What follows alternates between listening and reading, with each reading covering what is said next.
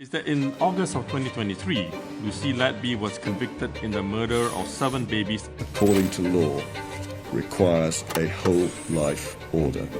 In summary, ladies and gentlemen, we did not find any murders. Did you have any concerns that there was a rise in mortality rate?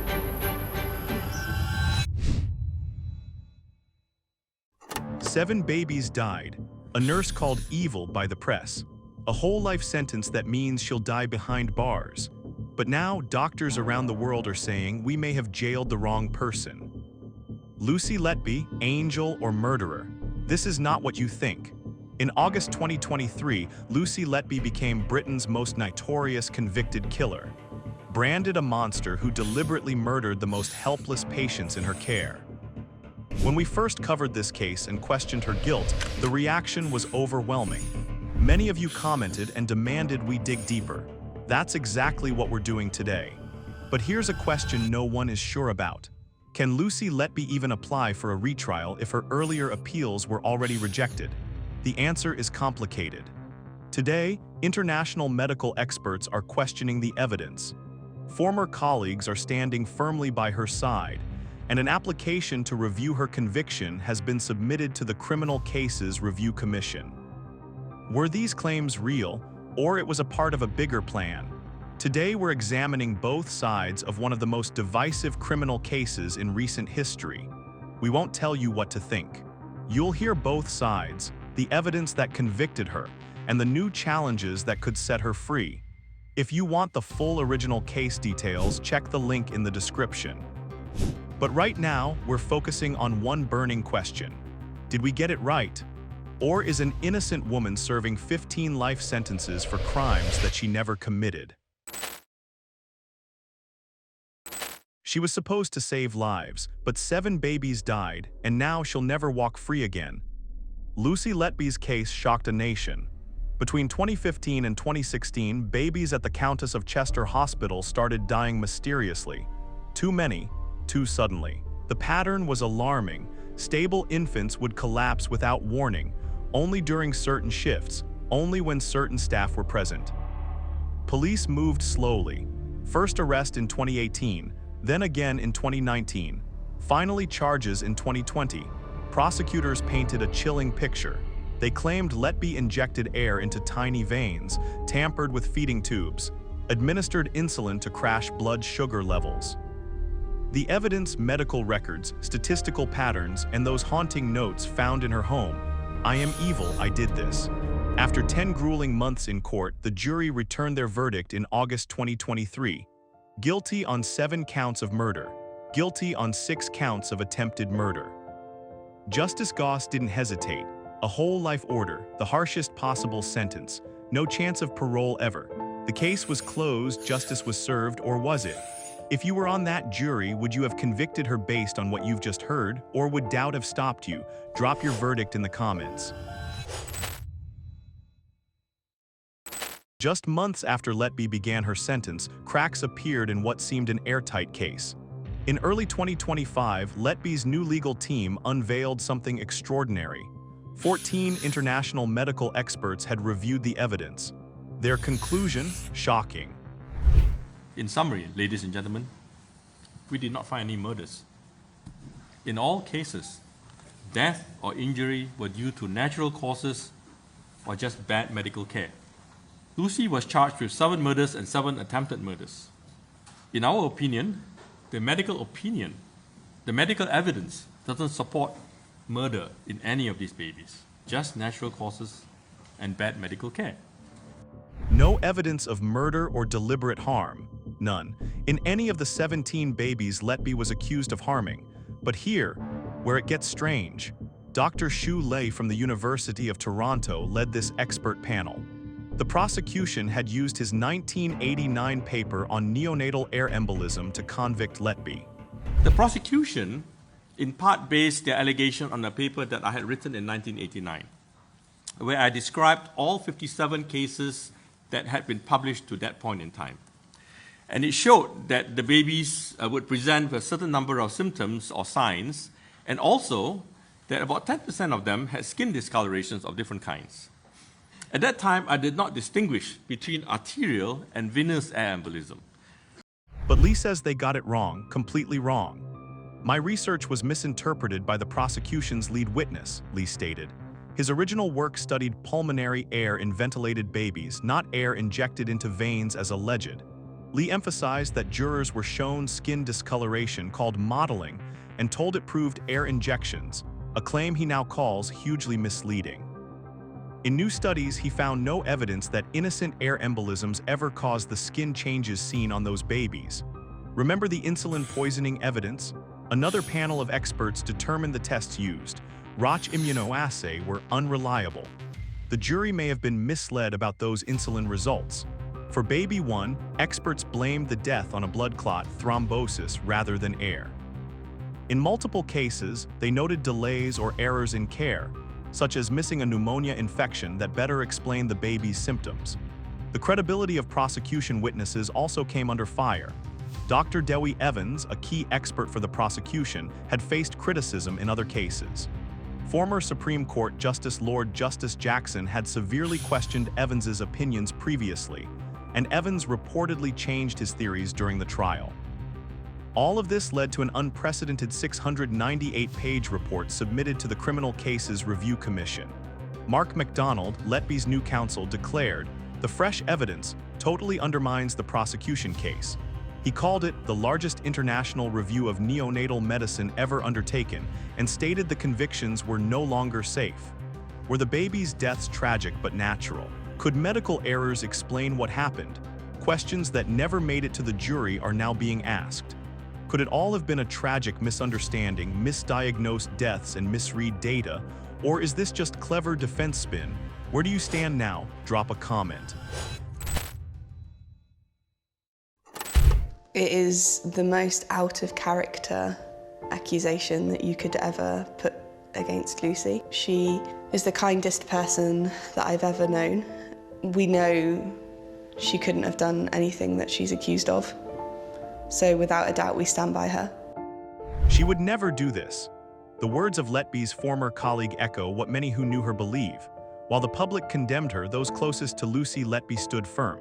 Friends, family, fellow nurses including Karen Rees, former head nurse at Countess of Chester Hospital NHS Foundation Trust, who have stated publicly that she always believed Letby was innocent. All of them describe someone completely different from the monster in headlines. Her legal team has changed.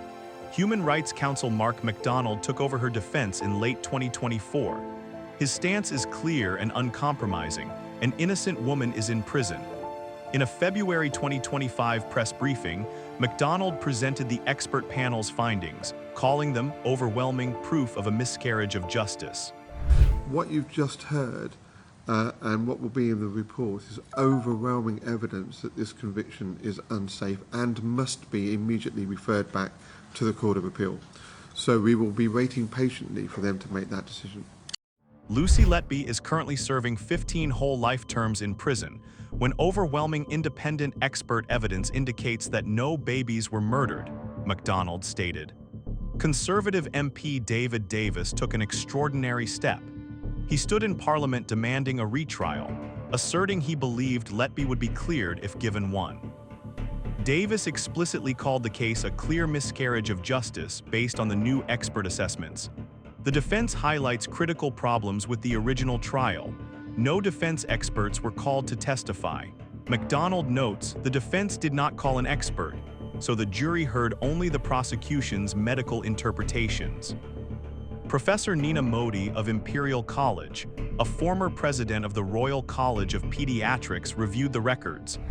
What we have shown is, as Professor Lee has outlined to you, that there were plausible reasons, very, very plausible reasons for these babies' deaths.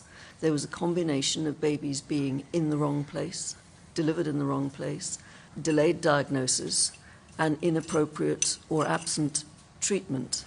Her conclusion: no evidence of malfeasance in any case.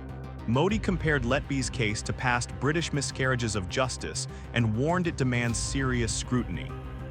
What about those damning notes? "I am evil, I did this."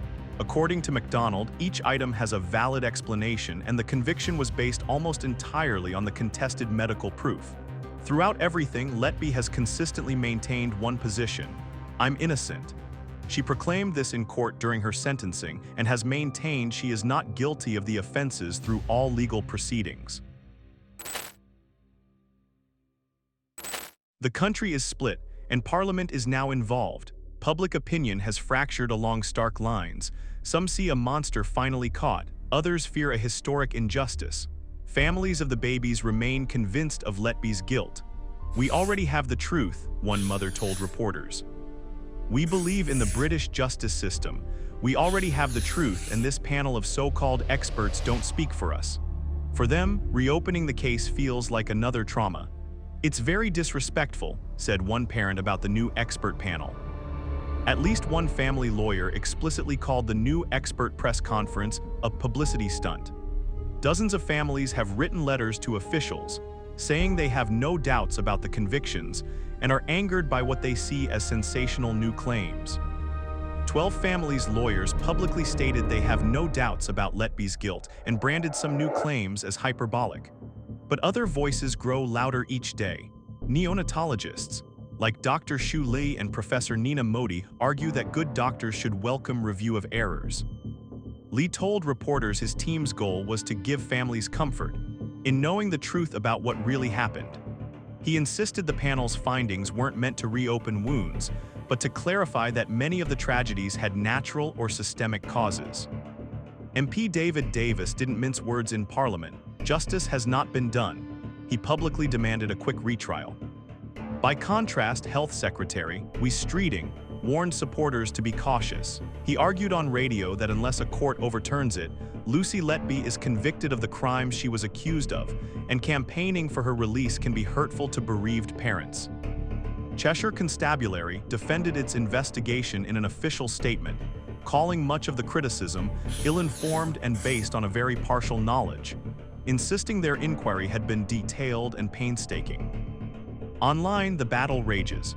Some tabloids still refer to her as a baby killer nurse, but social media and opinion pieces show a growing chorus urging people to wait for the evidence. No middle ground exists. The Letby case has become Britain's most divisive criminal controversy, with both sides equally convinced they're right. The legal battle isn't over. It's barely begun, with normal appeals exhausted. 2 rejected in 2024 alone, one in May and another in October. Only one path remains: the Criminal Cases Review Commission (CCRC), Britain's last resort for possible wrongful convictions. The process is grueling. The odds are long.